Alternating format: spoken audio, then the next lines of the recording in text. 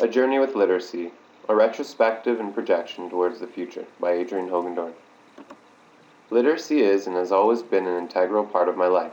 It opened doors to the world that would have otherwise been shut, and allowed me to become the person I am today. Below is a pictorial representation of the key elements of literacy that have the greatest impact in my life. From the onset of life, I was given an early sense of the importance of being able to read and write. Before I could even sing my ABCs, my dad read to my sister and I each night. From classic coming-of-age tales like Charlotte's Web to fantasy novels like The Hobbit by J.R.R. Tolkien, there was no book off limits. The images we formed in our heads were spectacular and vivid.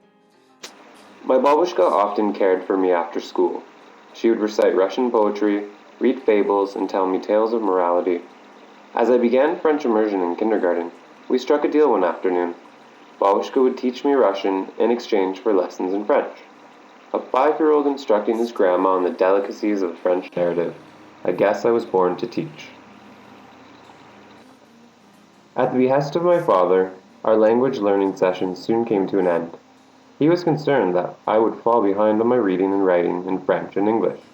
To this day, I wish I could have juggled all 3 languages. Now, when I look back at my communist-era language textbooks, all I see are squiggles and symbols. My older sister Kim was another person having an impact on my literary life's journey. On overnight trips to Buffalo, Kim would recount highly imaginative reinterpretations of classics such as Moby Dick and Robin Hood. Her versions of the originals were understandably abridged, but nevertheless I feel she did them justice. Each summer, my parents sent my sister and I away to overnight camp for 2 weeks. Before leaving, Mom would take us to the library to ensure we were keeping up with our reading, even at camp.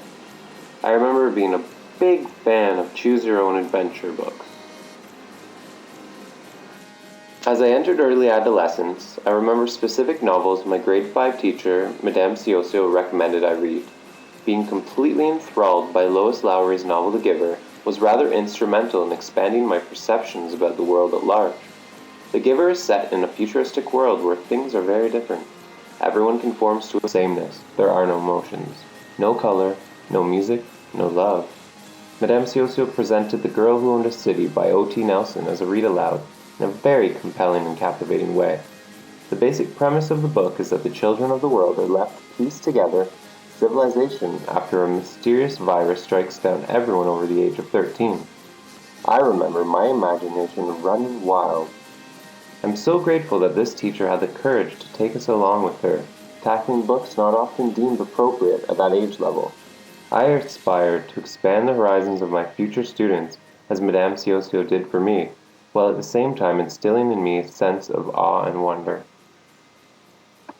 As I entered middle school in grade 6, my teachers began exposing us to a wider array of literary genres and began asking us to analyze text in more detail.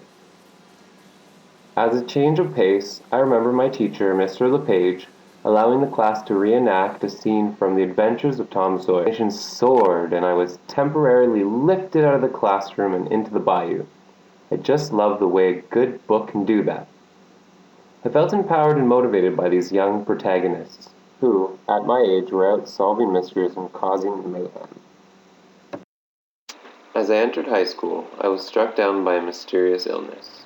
My parents worried non-stop, but also took care of me, until I was able to walk on my own again. They never gave up on me. I remember laying in bed, too weakened to even pick up a book with my inflamed joints, while my parents did the read aloud all over again, just as they had done before I was able to read. The experience, though tragic and painful, made me realize that I had put too much faith in others, particularly the medical establishment. From this, I gained critical thinking skills, and I decided to no longer take things at face value. Simple trips to the grocery store became an exercise in frustration for those around me, especially my mother, as I scorned and critiqued each food item's ingredients list and nutritional breakdown. Not surprising, I soon embraced a vegetarian lifestyle.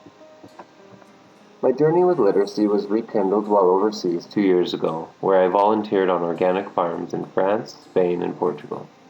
By day I was milking goats, picking olives, cleaning chicken coops, but by night I was teaching fellow farmhands the secrets of the French and Spanish languages, so that they might too enjoy the finely crafted prose of Voltaire or the eloquent simplicities of Pablo Neruda. As I ventured back to Canada, I sought to follow my dream of teaching. It seemed as though all the stars aligned, for a longtime family friend offered me a job at her school in Markham as a library assistant for the length of the academic year.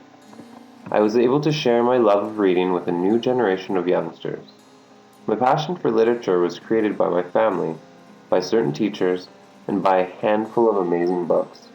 I look forward to instilling in my students this same love for literacy that I myself possess.